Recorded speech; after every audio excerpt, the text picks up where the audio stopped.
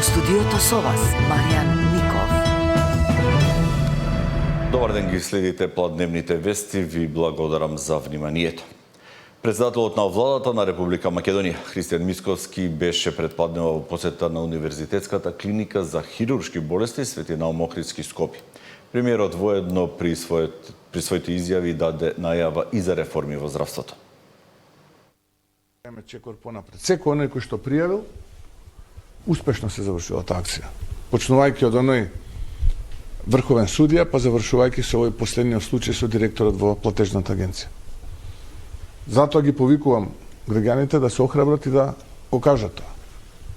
Затоа што имаме огромен број на луѓе кои што честно си ја вршат работата, помагаат и капа доле, но имаме малкумина, неколкумина кои што за жал го контаминираат се тоа заедно со оние мешетари околу здравството, не во здравството, туку околу здравството, кои што децении го отсицаат здравството. Послувањата и барањата кои ги испорача Зијадин Села за евентуално влегување во владата, премиерот Мицковски повтори дека не прифаќа уцени ултиматуми и не гледа потреба за нов коалиционен партнер. При тоа не ја разбира тезата за блокада на реформските закони со Бадинтерово мнозинство, доколку се во интерес на граѓаните. Погрешна е таа теза, ако се тие реформски закони. Тогаш јас не гледам причина зошто пратениците во парламентот не би поддржале реформски закони. Навистина не ја гледам причината зошто, ако е нешто реформско и добро, нели сите сме за Европа. Тогаш треба сите да поддржиме реформски закон кој што го поддржала Европската комисија. Доколку владиното мнозинство носи закони кои што се антиевропски, антиреформски, етноцентрични, тогаш би ја прифатил таа теза во ред, затоа е алатката Бадинтер, да се спречи ваквото однесување на владата. Нова влада се однесува космополитски, се труди да биде влада на сите граѓани и доколку пред пратениците се најде реформски закон, поддржан од Венецијанска комисија, поддржан од Европската комисија, не гледам зошто пратениците кои што полна им е устата со Европа, сакаме да видиме да не ја поддржат. Тука не треба да има уценување и политиканство. Сам не ја разбирам таа теза, ја слушам денови, ама не можам да ја сватам правилно.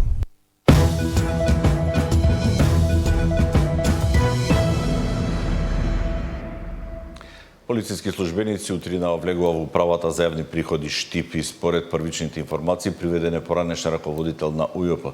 Од МВР потврдуваат дека има акција на територијата на цела држава. Полициски службеници од Штипи и МВР Кочани во соработка со одделот за криминалистичка полиција по насоки на основното јавно обвинителство Кочани преземаат повеќе активности на неколку локации низ државата. По завршувањето на акцијата, јавноста ќе биде соодветно известена, а од јавното обвинителство вела дека случајот го води јавното обвинителство од Кочани, а за лицата кои се опфатени со акцијата ќе се бара притвор. Во текот на минатиот ден и денеска се преземаат одредени действија. Денеска се приведени нешто помалку, по моја информација, околу 10 лица и во моментот се вршат претреси на одредени локации.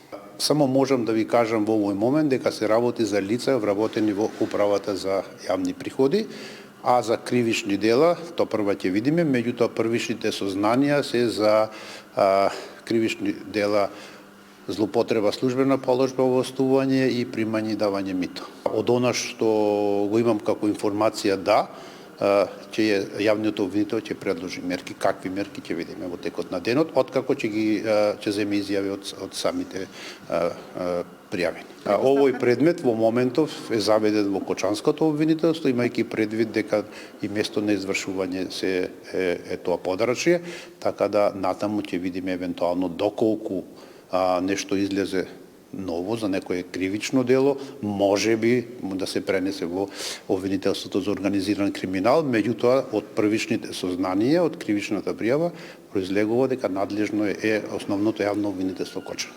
Овој предмет не може да се спои со сегашниот кочански предмет, затоа што овде не е поврзаноста на штетната последица, односно смрт. Ова се кривични дела за злоупотреба, давање и примање подкуп, што нема врска со овој кривичен правно настан, односно со предметот што е во тек во моментов.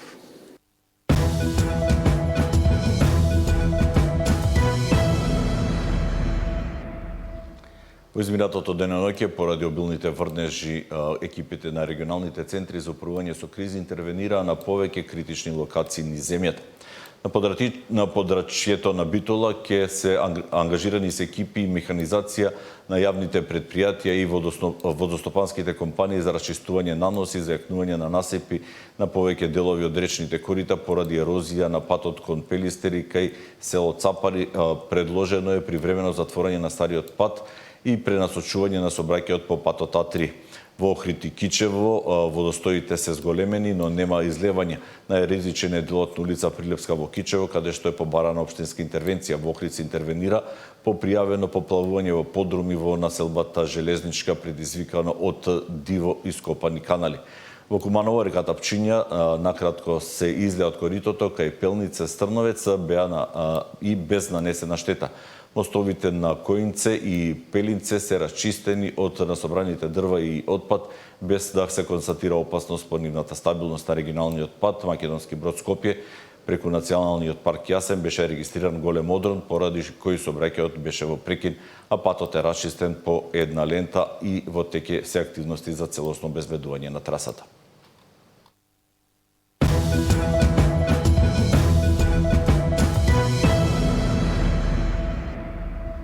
Минатата година вкупно 5300 лица добиле примарна бесплатна правна помош од Министерството за правда. Најчесто граѓаните бараат ваков вид на помош за имотно-правни спорови, семено насилство или пак бракоразводни парници. По повод Европскиот ден на правдата, властите велат дека ова е важна институционална работа заеднички да имаат владење на правото и задоволни граѓани. Ние како Министерство за правда имаме надлежност за давање на бесплатна правна помош на граѓаните, односно на оние кои што не можат да се дозволат таа правна помош, односно не се доволно имотни и немаат доволно средства. Истото го правиме преку нашите подрачни оделенија, преку правните клиники, овластените здруженија и секако преку секундарна правна помош преку адвокат. Ние го донесовме законот за парична надомест на жртвите од кривични дела сторени со насилство и во рамки на тој закон формирана е комисијата која функционира, одлучува, постапува по предметите од оваа област и секако преземаме и многу други активности за да го обезбедиме еднаков пристап до правдата. Бесплатна правна помош не е милостина, туку тоа е право. И сите луѓе без разлика на приходот мора да имаат ист пристап до законот и без дискриминација.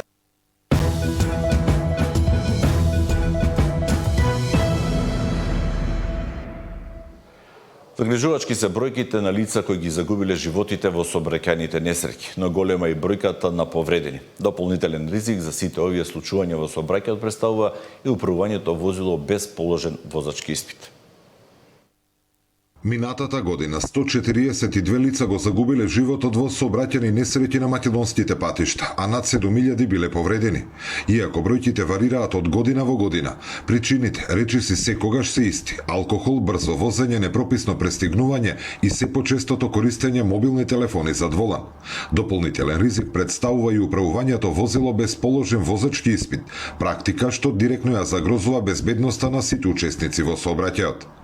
Во знак на почит кон жртвите и со цел намалување на бројот на несреќи, Републичкиот совет за безбедност во сообраќајот на патиштата, во соработка со СВР Струмица, реализираше едукативна кампања на подрачјето на општина Босилово. Министерството за внатрешни работи и Републичкиот совет секојдневно работат на терен во спроведување и реализација на кампањите се со цел да придонесат за што побезбеден и поуреден сообраќај, а со самото тоа и за намалување на бројот на сообраќајни незгоди со загинати и повредени повредени лица. Во рамки на активностите, активно се вклучи и самата општина. Заедно со учениците од основните училишта беше организиран и марш со кој младите ја испратија пораката за повнимателно и побезбедно учество во сообраќајот. Годишно во Република Македонија од 130 до 140 лица го губат животот во сообраќајни незгоди, или за 4 години може да се каже дека едно просечно македонско село исчезна од демографската карта на Република Македонија. Целта на денешниот настан е да испратиме апел и порака до граѓаните дека сите ние сме потенцијални жртви во сообраќајни незгоди, дека секој кој што загинал во сообраќајна незгода никогаш не претпоставувал дека токму него може да му се случи тоа. Затоа апелираме да бидеме внимателни и одговорни во сообраќајот. Дополнително најмладите своето видување за темата го изразија и преку ликовни творби, преку кои уште еднаш испратија апел за одговорно однесување на патиштата, потсетувајќи дека безбедноста во сообраќајот е заедничка грижа. Зоран Ѓорѓиев за Сител телевизија. Студенти од правниот, економскиот и факултетот за образовни науки при Универзитетот Гоце Делчев Штип ќе имаат практична настава на волонтерска база. Таа ќе трае 3 месеци по 4 часа и 3 пати неделно. За ангажманот волонтерите студенти ќе добиваат и надомест од 6000 денари. Програмата е поддржана од UNDP и од општина Штип, а целта е младите да се мотивираат да градат кариера дома. Практичната настава е еден од најважните сегменти во образовниот процес, а новата програма за волонтирање што ја започнаа УГД и општина Штип има возможува на студентите одблизу да се запознаат со функционирањето на локалната самоуправа. Во првата група волонтери се студенти од правниот, економскиот и факултетот за образовни науки. Праксата верувам дека е клучна за секој студент, особено сега во овој период додека сме на нашите студии, да ја подкрепиме теоријата која што ја знаеме и претпоставувам дека секој од студентите сака да види одблиску како функционира локалната самоуправа, кои се нејзините предизвици. Програмата е поддржана од UNDP, а целта е младите да се мотивираат да градат кариера дома. На еден начин да помогнеме во процесот на спречување на одлевање на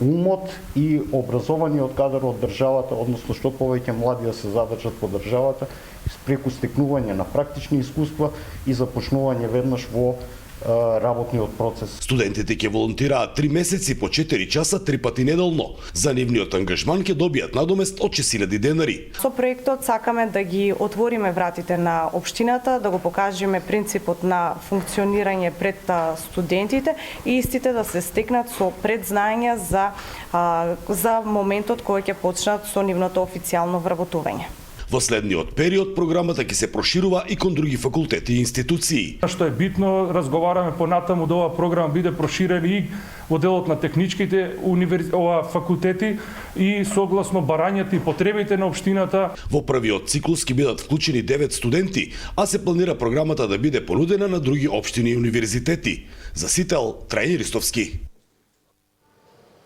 Општина Прилеп е рекордер според третирањето на биоразградлив отпад и плат за добивање на преработка на градежниот шут. Таа тенденција продолжува во подготовка и изработка на документација за проект кој ќе биде во согласно со националните стратегии и зелената агенда на Европската унија. Општина Прилеп доби грант од 50.000 американски долари од UNDP за изработка на документација за изградба на компостара за третирање на биоразградлив отпад и плат за дробење и преработка на градежен шут, кои што ќе бидат изградени во продолжение на депонијата Алинци, после новата фабрика за секундарна селекција на отпад, која што веќе е во завршна фаза. Во изработката на документацијата општината ќе учествува со 10.000 американски долари. Проектот во оваа фаза е предвиден да ќе иде некаде околу 3 милиони долари, меѓутоа да видиме да се испроектира понатаму со таков еден сериозно изработен проект би се конкурирало до сите релевантни институции кои што нудат средства за изградба на вакви капацитети. Со овие проекти ќе се докомплетира целиот систем на управување со отпад кај Алинци, а со тоа Прилеп ќе стане првиот град на Балканот кој што ќе има комплетна селекција и управување со сите видови на отпад. А тоа значи дека во иднина би се носеле многу малку количини во регионалната депонија во Алинци, а со тоа Прилеп и граѓаните би заштедиле доста пари. А клучното е што придонесуваме како во делот на циркуларната економија. Тоа е сето она кое што ние го создаваме, повторно да може да се употребува. на овој начин му даваме повторна употребна вредност на отпадот кој што сите ние го создаваме. Се планира документацијата да биде изработена во рок од 6 до 8 месеци. За Сител Дарко Штарговски.